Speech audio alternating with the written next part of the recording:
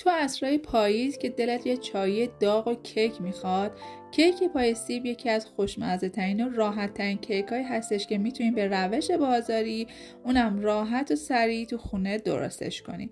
سلام دوست خوبم، اینجا کانال آشپزشو هستش. منم محبوبه هستم. امروز میخوام یکی از آسون ترین روش های درست کردن یه پای سیب حرفه‌ای رو بهتون آموزش بدم. با من همراه باشید تا مراحل درست کردن این کیک خوشمزه رو با هم دیگه ببینیم. اول از همه یکی دو تا سیب شیرین رو پوستش رو میگیریم.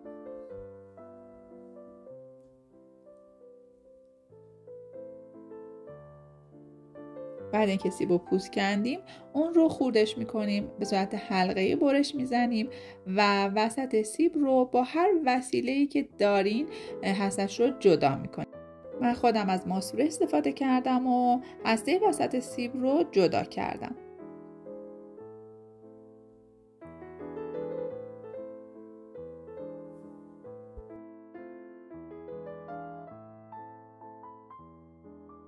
من یه سیب دیگه هم پوست میگیرم و برشش میزنم. سیب من ریز بود و نیاز بودش که از حلقه های یه سیب دیگه هم استفاده کنم.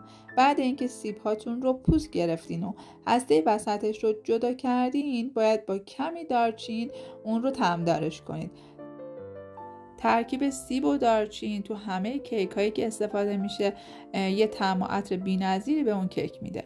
دارچین رو سطح کیک پخشش کنید و کاملا همه اطراف سیب رو با دارچین پوششش بدین.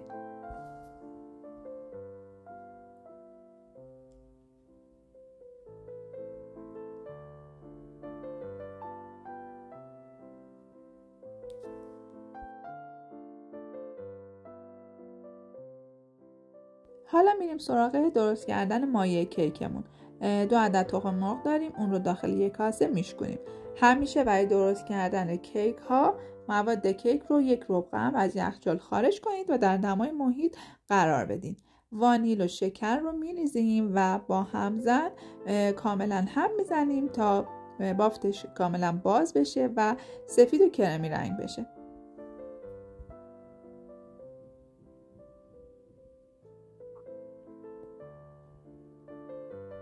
با همزن خوب هم میزنیم.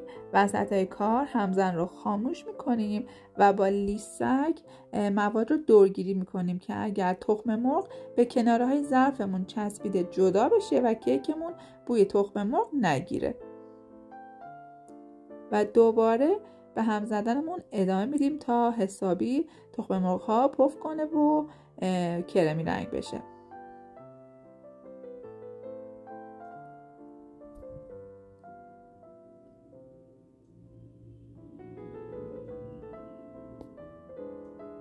خب به این حالت که رسید ما روغن داریم، روغن رو اضافه میکنیم. بعد از اضافه کردن روغن نیازی به هم زدن زیاد نیست، در حد مخلوط شدن کافیه.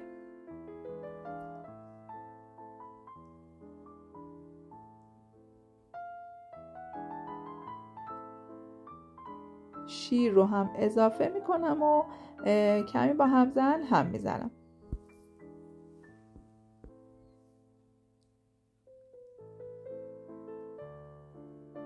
توی مرحله 2 قاشق غذاخوری پودر نارگیل رو به مواد کیکمون اضافه میکنم.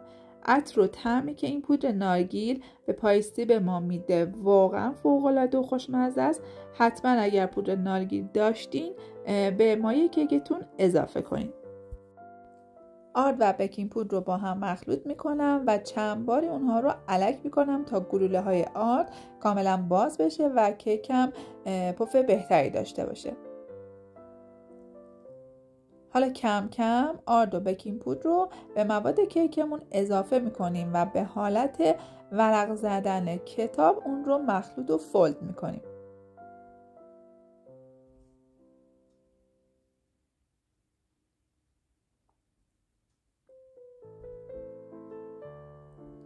در 2-3 مرحله آرد رو به مایه کیکم اضافه میکنم و در یک جهت مواد رو ترکیب میکنم.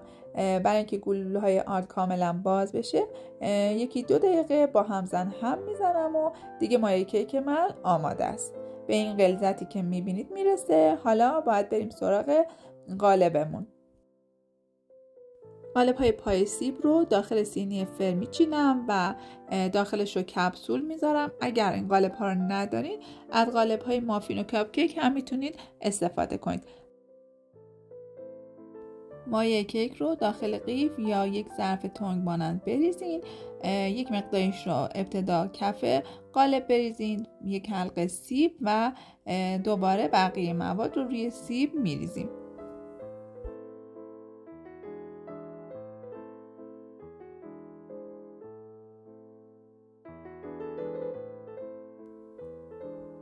دوباره مایه کیک رو میریزم، سطحش رو صاف میکنم.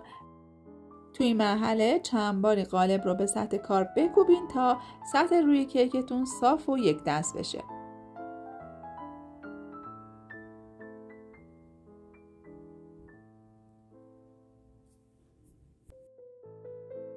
پای سیب های من دیگه آماده است. داخل فری که از قبل گرم کردم قرار میدم به مدت حدود نیم ساعت.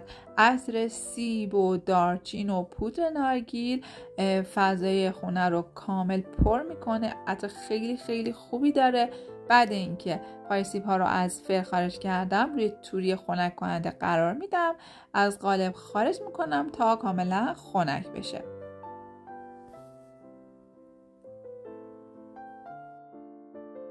پای سیب های جذاب ما آماده شده. عطر و طعم بی‌نظیری داره. کیفیتش هم که 100% از پای سیب هایی که از بیرون تهیه میکنید بهتره، چون خودمون با عشق اونا رو درستش کردیم.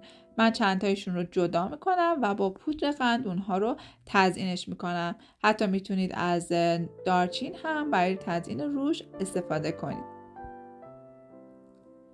با پودر قندروش رو الک میکنم، اجازه بدین خنک بشه و بعد این کار رو انجام بدین. اون رو میتونید با پودر پسته و همینطور گل محمدی تزیینش کنید، یا اگر دوست داشتین با شکلات آب شده روش رو تزیین کنید.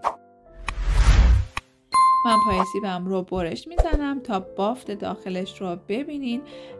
خیلی نرم و لطیف هستش و حلقه سیب وسطش هم که طعمش فوق‌العاده است.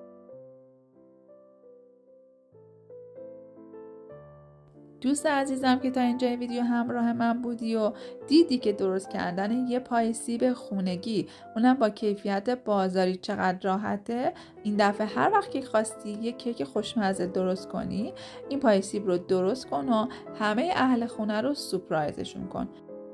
امیدوارم که درست کنین و خوشتون بیاد و نوش جون همتون.